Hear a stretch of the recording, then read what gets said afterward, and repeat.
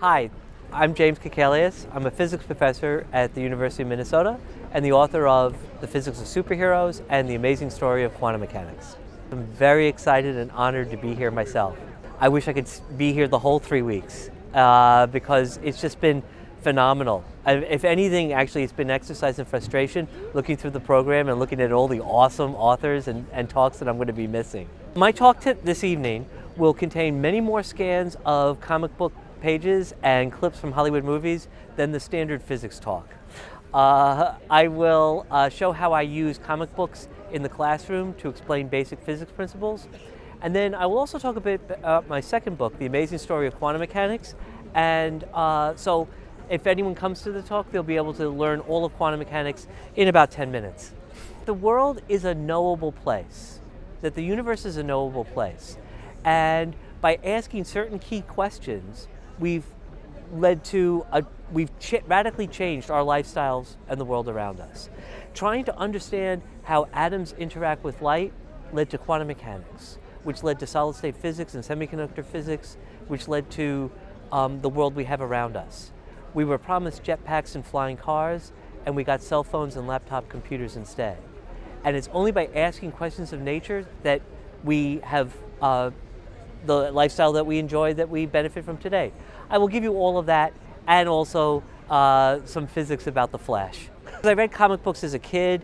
I gave them up in high school upon discovering girls. A discovery I'm not given enough credit for in the scientific literature, but that's for another time. And then I started reading comic books again in graduate school, just as a way of relieving stress working on my dissertation. But when I was a kid, there was a key comic book that really, I think, opened up the door for using science. The Flash is a DC Comics superhero who can run at super speed. And I accepted that, okay, that's his superpower, he can do all this. And then in one issue, the Flash lost his ability to overcome air resistance. And so he could still run at super speed, but he started to burn up the way that a meteor, when it becomes a meteorite, entering our atmosphere, will burn up.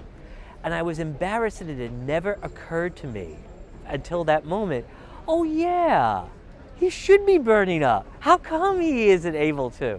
And so that's the key, that was like, that started that issue of applying, taking something fantastic, but asking what is, or what else would I have to change about the world in order to make this work? And that's kind of what we do in the physics of superheroes. What is the one-time miracle exemption from the laws of nature that I have to grant in order for the superpowers to exist? And it's kind of the same way that we do research. In our best days, we see something in the lab that surprises us. Because if we're never surprised, then it's everything as we expect. But if we're surprised, that means that our assumptions were wrong, that our expectations were off. Why? What mistakes did we make? What did we think was true that turned out to be not true? That's the fun. And that's the same fun you can have by trying to get the superpowers to work. And also the superheroes, of course, give us in the lab invaluable fashion tips. There's quite a few of my colleagues I find inspiring. Alan Goldman, Michael Weissman. There's a lot of very smart people who just toil away doing very brilliant work. They're not going to get Nobel Prizes, but as far as I'm concerned, they're the true superheroes of science. Comic books, it's just another way of telling stories. People have been using images coupled with words going back to the Victorian penny dreadfuls.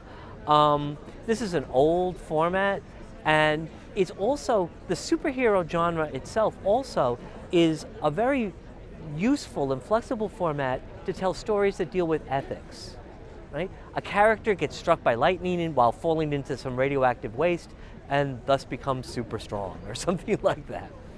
But what do they do with that ability then? Do they use it for personal selfish gain, or do they use it to try to help other people?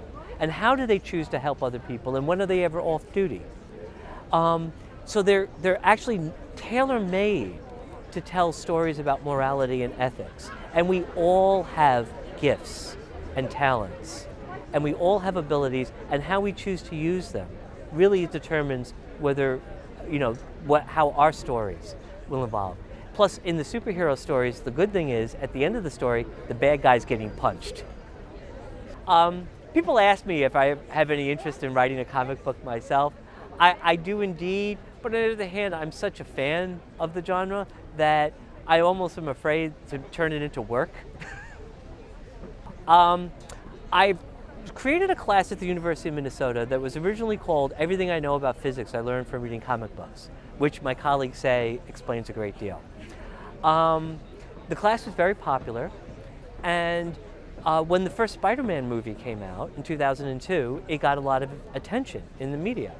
And one of the positive things about all the press attention was the literally hundreds and hundreds of emails from students and teachers and people long out of college who liked the idea of using superheroes to teach physics principles and asked if I had a book, right? Which eventually led to my writing a book, which led to my being here right now at the Edinburgh Book Festival. I mean, it's like, this is the best of all possible worlds. Well, I do a little bit of consulting pro bono for Hollywood superhero movies. The National Academy of Sciences of the United States, a very prestigious organization of scientists, has set up a separate program called the Science and Entertainment Exchange, where they basically matchmake academics and Hollywood. Hollywood has been coming to us more and more because they realize that any time when the audience is questioning the science that they see on the screen is a moment when they're not paying attention to the story.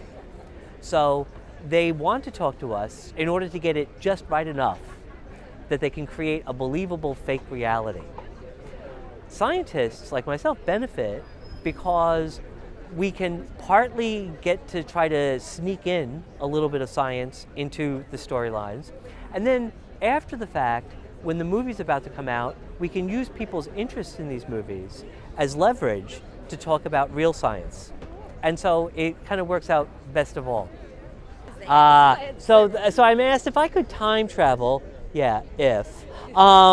What would I like to change or in any Hollywood film?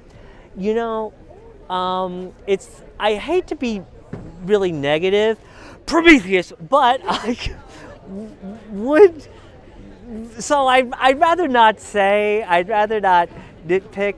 There's all sorts of things where they sometimes can blow it, and there's a lot of other things that I'd like to change as well. So if I could travel through time, I would try to use it more wisely than fixing continuity errors in Hollywood blockbusters. If I had a superpower, people usually say flight or invisibility. I would go with super speed. Every time I'm stuck in rush hour traffic, every time my flight's been canceled, I wish I could run at super speed. And with everything that I have to do in a day, boy, would I love to be able to go and move at super speed, only if I could avoid air resistance. I am very excited about tonight's event. I hope that the audience will be entertained, and if not, at least educated.